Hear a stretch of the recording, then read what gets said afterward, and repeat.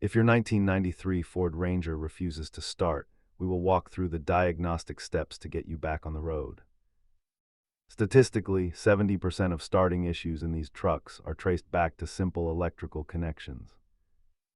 Let us break down the systematic approach to finding the culprit. Start by checking your battery terminals and ground straps for corrosion, then listen for that telltale fuel pump hum. If power is good, focus on the ignition switch or the fender-mounted starter solenoid, which are notorious failure points. Try shifting into neutral to bypass the safety switch, and check the EEC relay if the engine cranks but won't fire.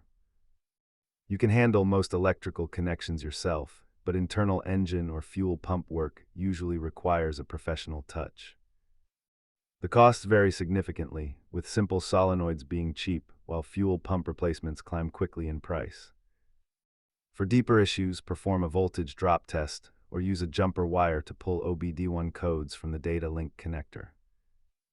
Keep a multimeter and a wire brush handy. These two tools solve most Ranger electrical headaches.